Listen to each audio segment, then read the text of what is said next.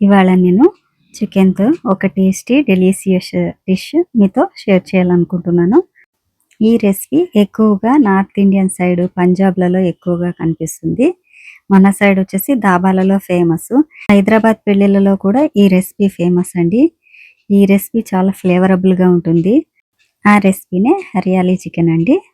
ఈ డిష్ చపాతీ, పరాటా, పుల్కా, రైస్‌లతో కూడా సర్వ్ చేసుకోవచ్చండి. చిన్న చిన్న అకేషన్స్‌కి మనం ఈ డిష్‌ని ట్రై చేయొచ్చు. చాలా టేస్టీగా ఉంటుందండి. ఇంకెందుకు ఆలస్యం, మనం కూడా ప్రిపేర్ చేసేద్దామా?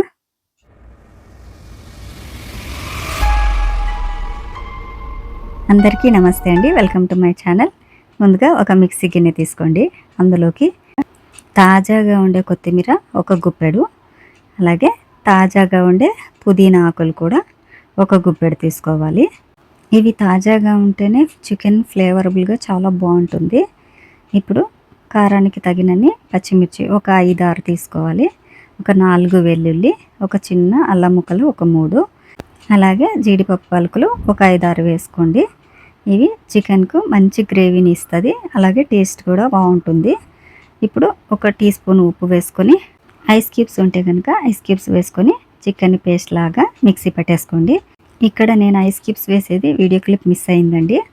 తర్వాత స్టవ్ మీద పాన్ పెట్టుకొని 2 టేబుల్ స్పూన్ల ఆయిల్ వేసుకోవాలి. ఆయిల్ వేడయ్యాక స్పైసెస్ యాడ్ చేయాలండి. చిన్న దాల్చిన చెక్క, ఒక లవంగము, స్టోన్ ఫ్లవర్ అండి, అది వేసుకొని వేయించుకోవాలి. అలాగే ఒక కప్పు సన్నగా కట్ చేసుకున్న ఉల్లిపాయ ముక్కల్ని వేసి వేయించుకోవాలి. ఇవి వేగుతూ ఉండగా ఒక 1/2 టీ స్పూను అల్లం వెల్లుల్లి పేస్ట్ వేసి వేయించుకోవాలి.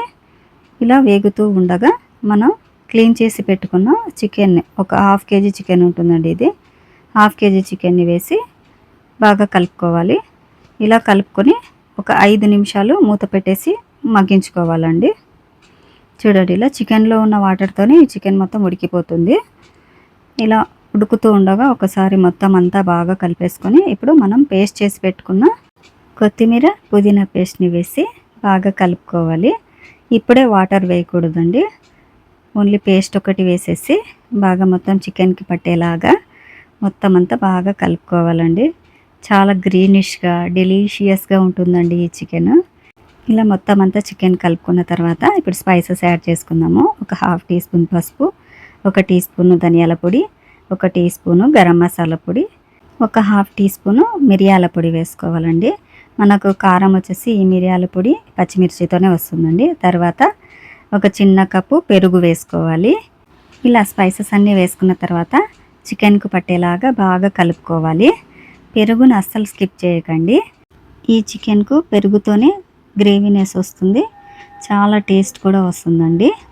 ఇంకా మీకు టైం ఉంటే కనుక చికెన్ పెరుగు నిమ్మరసంలో నానబెట్టి కూడా తీసుకోవచ్చు, ఇంకా టేస్టీగా ఉంటుంది.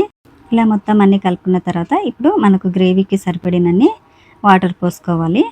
వాటర్ పోసుకొని చికెన్ అంతా ఒకసారి బాగా కలుపుకొని మూత పెట్టేసి మరొక 5 నిమిషాలు ఉడికించుకోవాలి.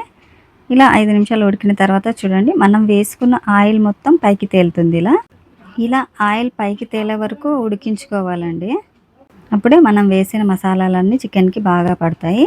ఈ కన్సిస్టెన్సీలో ఒకసారి ఉప్పు చెక్ చేసుకోండి, సరిపోకపోతే మరి కొంచెం ఉప్పు వేసుకోవచ్చు. ఇప్పుడు ఒక టీ స్పూను కసూరి మెంతిని తీసుకొని బాగా రబ్ చేసి చికెన్లో వేసుకోవాలి.